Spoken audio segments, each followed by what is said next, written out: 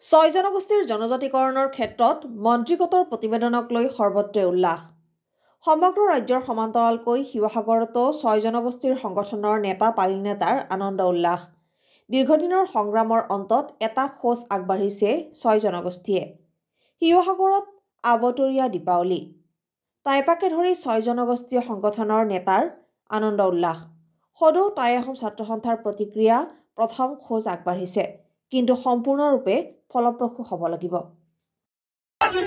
টাই আহোম জনগোষ্ঠী জিন্দাবাদ জিন্দাবাদ জিন্দাবাদ টাই আহোম জনগোষ্ঠী জিন্দাবাদ জিন্দাবাদ জিন্দাবাদ টাই আহোম জনগোষ্ঠী জিন্দাবাদ জিন্দাবাদ জিন্দাবাদ জয় আহোম জয় আহোম জয় আহোম জয় আহোম জয় আহোম রঞ্জাত কো জিন্দাবাদ জিন্দাবাদ জিন্দাবাদ রঞ্জাত কো জিন্দাবাদ জিন্দাবাদ জিন্দাবাদ রঞ্জাত কো জিন্দাবাদ জিন্দাবাদ জিন্দাবাদ রঞ্জাত কো জিন্দাবাদ জিন্দাবাদ জিন্দাবাদ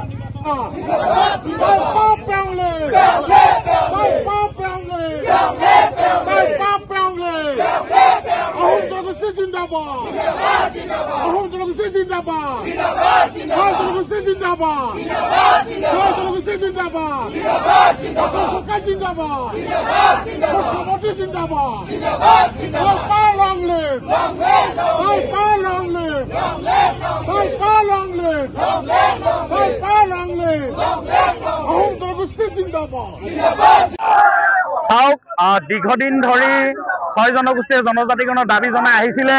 ছয় জনগোষ্ঠীৰ জনজাতিকৰণৰ ক্ষেত্ৰত যি আটাইতকৈ শক্তিশালী পদক্ষেপৰ প্ৰয়োজন আছিলে মন্ত্ৰীগোটৰ প্ৰতিবেদন দাখিল, সেই মন্ত্ৰীগোটৰ প্ৰতিবেদন আজি অসম চৰকাৰে অসম বিধানসভাত আজি দাখিল কৰিছে।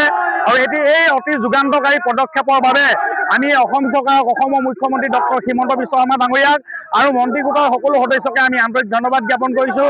টাই আহোম জনগোষ্ঠী হৈ টাই পাই আজি দীৰ্ঘদিন ধৰি যি এই সংগ্ৰাম চলাই আহিছিল, আজি টাই পাই আজি এই বিধানসভাত মন্ত্ৰীগোটৰ প্ৰতিবেদন দাখিল হোৱাৰ বাবে আমি অতিশয় সন্তোষ প্ৰকাশ কৰিছোঁ, আমি আনন্দিত প্ৰকাশ কৰিছোঁ। আজি আমি সকলোৱে উদযাপন কৰিবলৈ আমি ওলাই আহিছোঁ। আৰু ছয় জনগোষ্ঠীৰ জনজাতিকৰণে অসমীয়া খিলঞ্জীয়া ৰাইজৰ যি ৰাজনৈতিক সুৰক্ষা, যি ৰাজনৈতিক সংৰক্ষণ তাক সুনিশ্চিত কৰিব। অসমৰ ভূমি অধিকাৰ অসমীয়া খিলঞ্জীয়া ৰাইজৰ হাতত থকাটো সুনিশ্চিত কৰিব।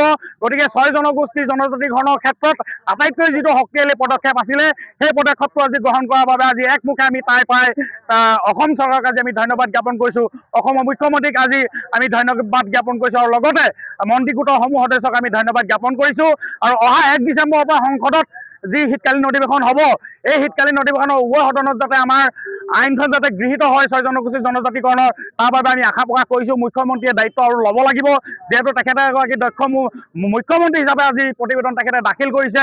এই আপাহতে আমাৰ তেখেতৰ প্ৰতি আহ্বান থাকিব, তেখেতে দায়িত্ব ল'ব লাগিব যাতে ই সংসদত আইনত পৰিণত হয়। আৰু এই শীতকালীন অধিৱেশনতে এই দাবীটোক অধিক ত্বৰান্বিত কৰাৰ স্বাৰ্থত টাই পাই 100 সদস্যই অহা শীতকালীন সংসদৰ অধিৱেশনৰ সময়ত দিল্লীলৈ যাত্ৰা কৰিব। আৰু এই দাবীটোক যাতে এই অধিৱেশনতে, এই শীতকালীন অধিৱেশনতে যাতে আমাৰ পূৰণ হয় তাৰ বাবে। শিৱসাগৰৰ পৰা ফাৰহান লস্কৰৰ ৰিপৰ্ট, আছাম ৰিপৰ্টছ লাইভ।